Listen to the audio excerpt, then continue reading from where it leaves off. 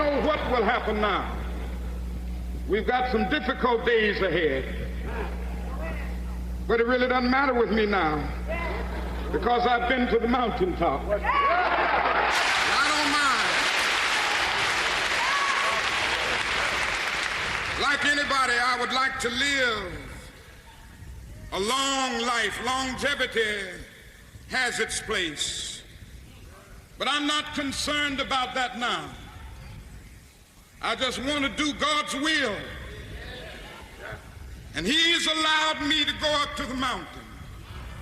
And I've looked over and I've seen the promised land.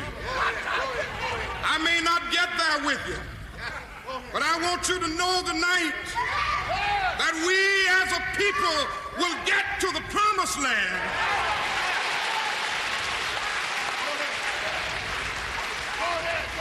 So I'm happy tonight. I'm not worried about anything. I'm not fearing any man. Mine eyes have seen the glory of the coming of the Lord.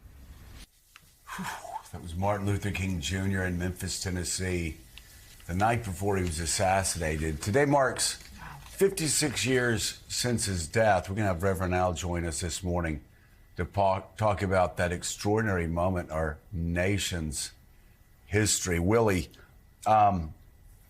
it's just such an extraordinary speech on so many levels. It was April 3rd, 1968. It was raining outside. Martin Luther King was supposed to go deliver the sermon. He was too exhausted. I believe it was Ralph Abernathy who came back and said, Martin, you've got to go. Martin, you've got to go.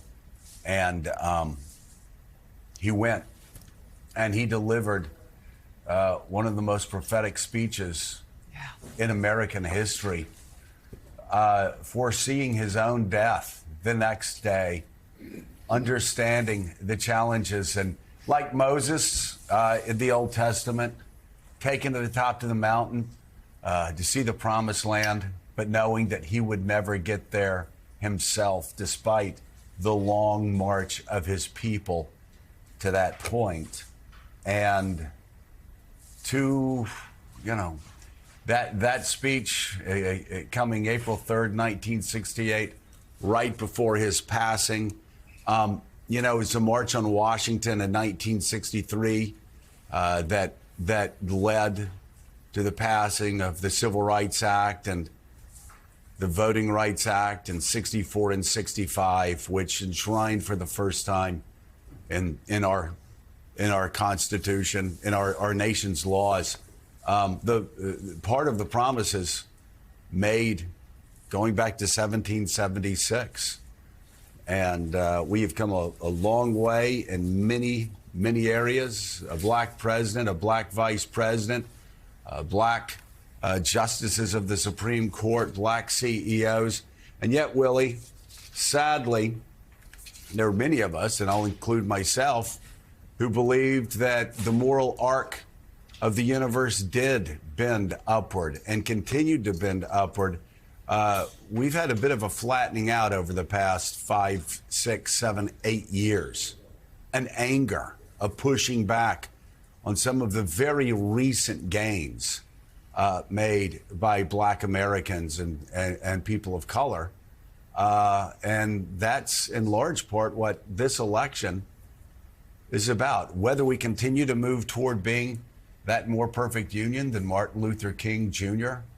envisioned that night in Memphis, or whether we go backwards to the 50s, to the 40s, to a time of two Americas, a divided America, a segregated America, an America at war with itself.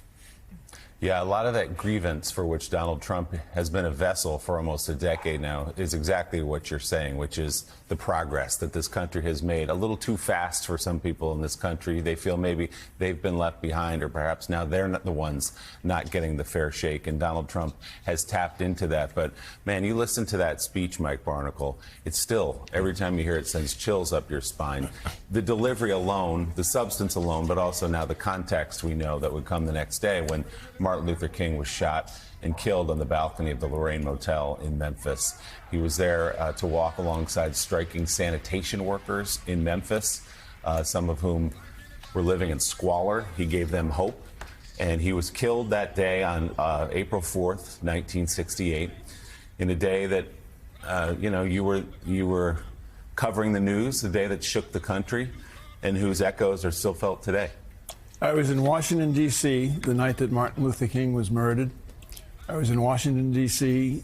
The same night after he died, and Robert F. Kennedy was in Indianapolis giving another incredible speech in Indianapolis about the assassination. Soon, Washington, D.C. was in flames, along with a lot of other major cities in the country. The country seemed fractured. The republic seemed shaky. Were we going to hold? It did hold. It held then, it held throughout the year, and it held ever since. And I believe hope is still alive that it will continue to hold, despite the fractures in this nation that Joe just described. Yeah, we believe that. This is a tweet from Martin Luther King III.